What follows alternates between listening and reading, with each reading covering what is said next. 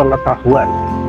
Ketika Adam dan Hawa memakan buah terlarang dari pohon pengetahuan baik ataupun buruk yang tertulis dalam Alkitab, hingga mereka terusir dari Taman Eden atau surga. Karena buah pohon pengetahuan berada di Taman Eden atau surga. Di sini dikatakan dengan bahasa simbol, Adam dan Hawa adalah blueprint manusia, yang artinya manusia tidak boleh terjebak untuk menelan buah pohon pengetahuan yang berisi baik dan jahat. Karena kitab perjanjian lama diambil dari kitab original, yaitu Torah milik Yahudi, yang tentunya banyak menggunakan bahasa simbol. Buah pengetahuan baik ataupun jahat adalah dualisme yang dilarang dalam ajaran-ajaran berbasis Dharma. Karena pada intinya, ajaran-ajaran otentik melarang umatnya jatuh dalam dualisme, seperti buah pengetahuan baik dan jahat. Karena kita tak boleh jatuh dalam keterpecahan. Baik jahat atau buruk adalah satu kesatuan yang utuh, tak bisa dipisahkan. Karena keburukan bisa bertransformasi menjadi baik. Karena dualisme bisa mengakibatkan keterpecahan antara jiwa dan materi, yang menjauhkan manusia pada Taman Eden atau surga, yang menjauhkan manusia pada Tuhan.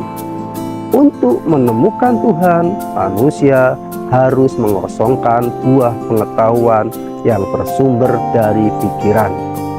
Adam dan Hawa yang menjadi simbol manusia akan selalu terusir atau jauh dari Tuhan dan Taman Eden ketika manusia masih menelan buah pengetahuan, apalagi dualisme, pengetahuan baik ataupun buruk. Hanya dengan kekosongan dan keheningan pikiran, Tuhan akan hadir. Surga atau Taman Eden akan hadir di tengah kehidupan.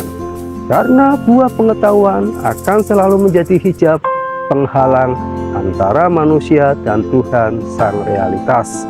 Karena pikiran adalah sumber masalah yang menghalangi setiap kesadaran manusia. Ketika gelas berisi dengan air yang keruh, sulit cahaya untuk menembus masuk.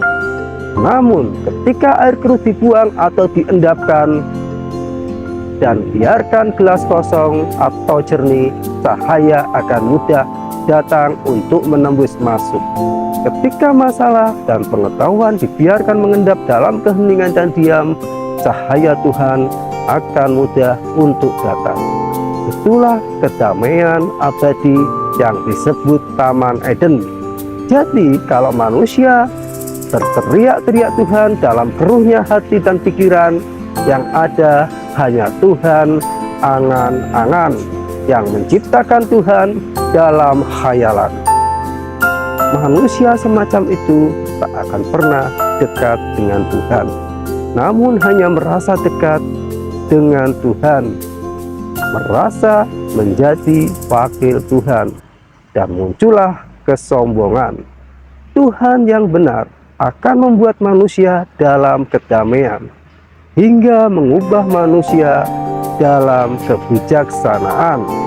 Tuhan angan-angan hanya akan membuat manusia dalam kesombongan, hingga mengubah manusia merasa paling benar, menindas yang lemah atas nama Tuhan, karena Tuhan hanya sebatas konsep.